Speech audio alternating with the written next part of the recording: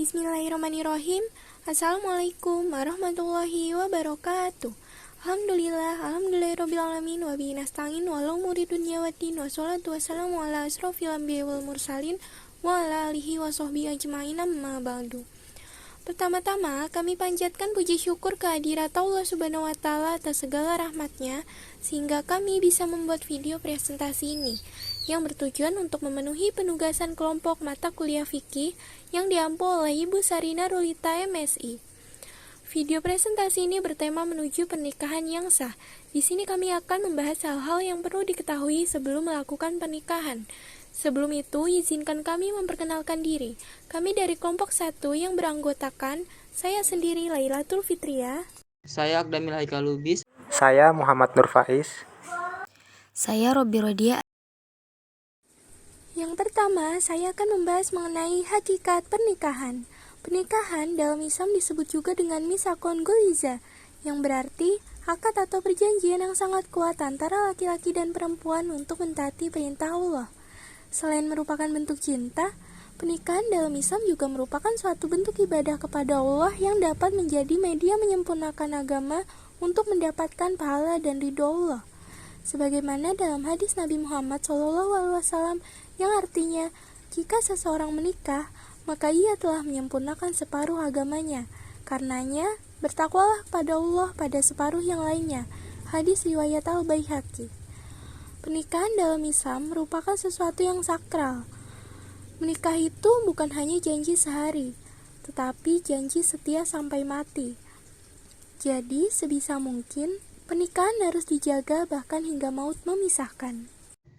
Saya akan menjelaskan tentang visi dan misi dalam pernikahan. Visi pernikahan yaitu mewujudkan keluarga yang sakinah, mawaddah, dan warohmah. Arti sakinah, mawaddah, dan warohmah adalah secara bahasa sakinah artinya tenang atau tentram.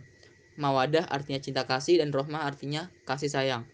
Ketika kita sudah mampu menciptakan sakinah, mawaddah, dan warohmah, maka akan terasa indah rumahnya.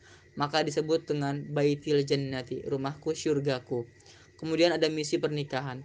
Misi pernikahan itu minimal ada 3. Yang pertama ada misi pelayanan, yaitu saling tolong menolong antara suami istri dalam melayani segala bidang kehidupan. Ya, dalam menikah itu harus ada yang namanya kerjasama, tidak boleh berat sebelah dan tidak boleh menanggung beban sendiri. Ketika istrinya kesulitan, maka suaminya membantu, dan ketika suami yang kesulitan, maka istrinya lah yang akan membantu. Kemudian yang kedua ada misi pengayoman, yaitu saling melindungi dan mengayomi antar suami istri. Ketika ada musibah dari luar, dari tetangga, saudara, mertua, dan sebagainya macamnya, maka harus saling melindungi antar suami istri. Tidak boleh membuka-buka aib-aibnya dan lain sebagainya. Kemudian yang ketiga misi dakwah dan pendidikan.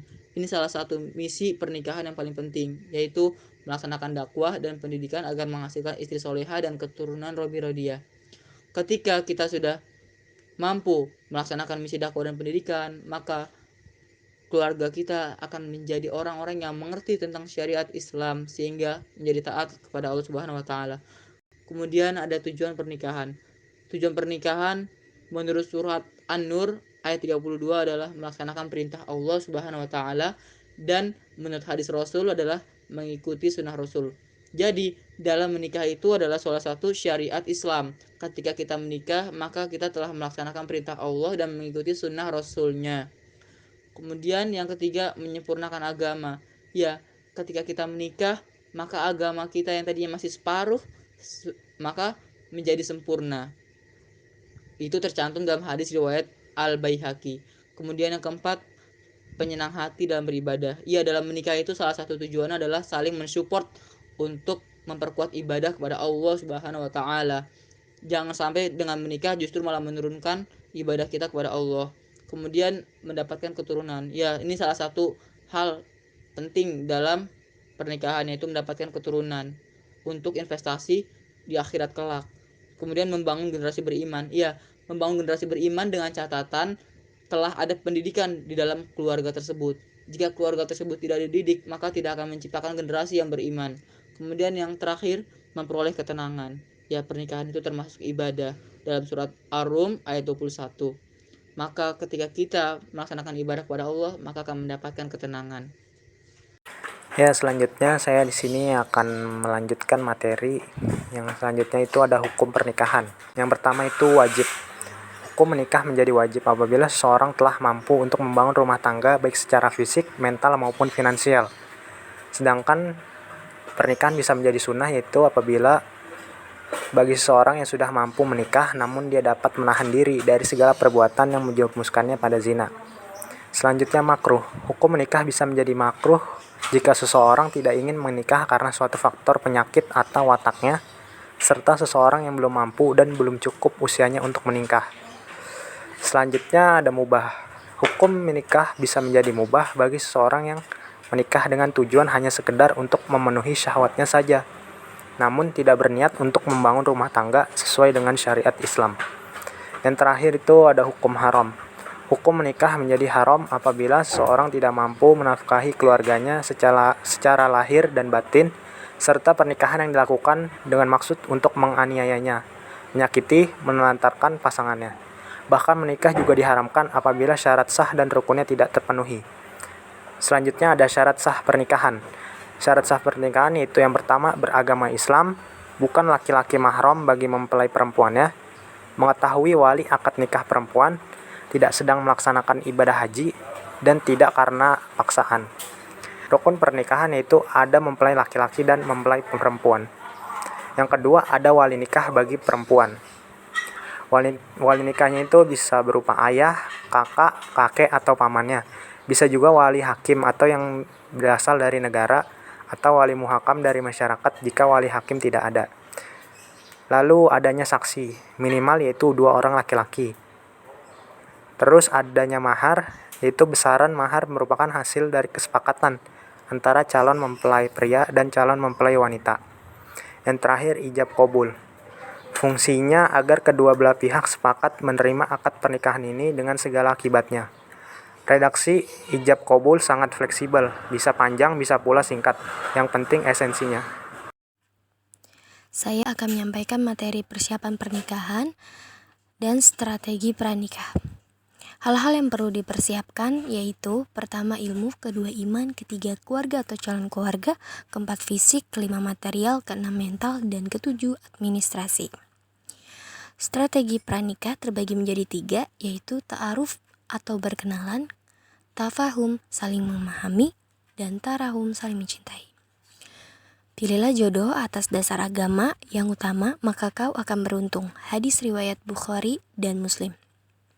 Kedua, konsultasi kepada orang yang sudah berpengalaman atau memiliki banyak pengetahuan tentang perjodohan dan rumah tangga. Ketiga, istikharah, salat meminta mohon petunjuk Allah untuk ditetapkan pilihan hati dan jodoh kita. Lalu saya akan menjelaskan tentang kriteria memilih pasangan hidup. Untuk kriteria wanita, terdapat beberapa kriteria. Pertama, kekayaan. Kekayaan berupa harta benda memang sangat menarik untuk dijadikan alasan seorang dalam memilih pasangan hidupnya. Meskipun harta bukan segalanya, namun jika memiliki harta, setidaknya semua kebutuhan dapat terpenuhi. Selain itu, memiliki kekayaan akan memberikan kebahagiaan bagi seseorang di dunia. Memang, uang bukan segalanya, tetapi segala membutuhkan uang. Meski demikian, harta bukanlah segalanya. Harta adalah titipan dari Allah Subhanahu wa Ta'ala yang kapan saja bisa diambil dengan mudah. Maka dari itu, selagi kita memiliki harta yang cukup, berbagilah dengan mereka yang membutuhkan. Bersedekahlah dan banyak bersyukur. Kedua, keturunan. Umat Islam dianjurkan memiliki keturunan yang baik dan memilih wanita yang subur agar mendapatkan keturunan. Maka dari itu, penting untuk memperhatikan keturunan atau nasabnya. Nikahilah wanita yang penyayang dan subur, karena aku berbangga dengan banyaknya umatku. Hadis riwayat Abu Daud. Paras. Yang ketiga, paras. Milih pasangan berdasarkan paras tidak ada salahnya, sebab seorang yang memiliki paras yang bagus tentu akan memberikan ketenangan dan senang untuk dipandang.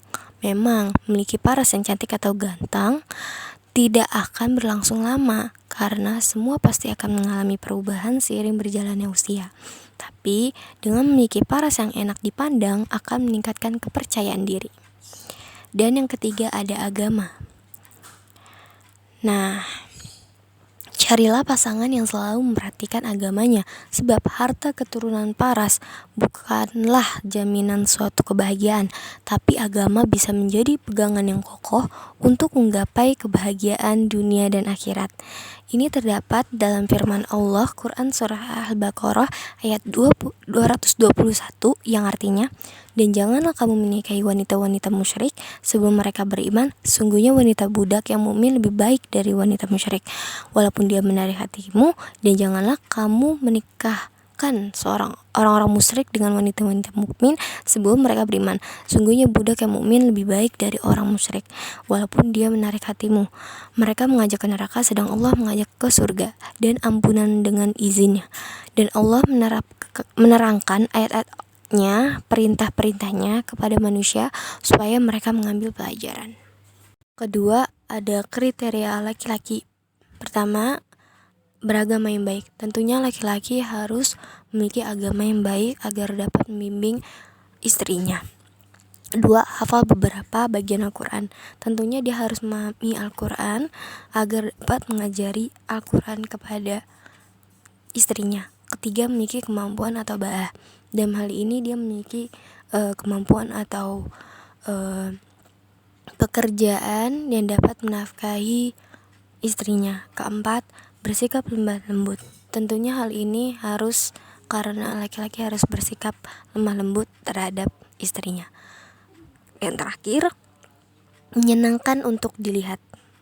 Nah, ini juga bagian dari kriteria laki-laki agar calon istrinya atau istrinya dapat melihat suaminya dengan enak dipandang, seperti itu. Demikianlah presentasi dari kelompok 1.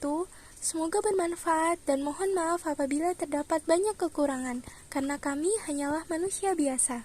Syukron jazakumullah khairan. Wabillahi taufiq wal hidayah. Wassalamualaikum warahmatullahi wabarakatuh.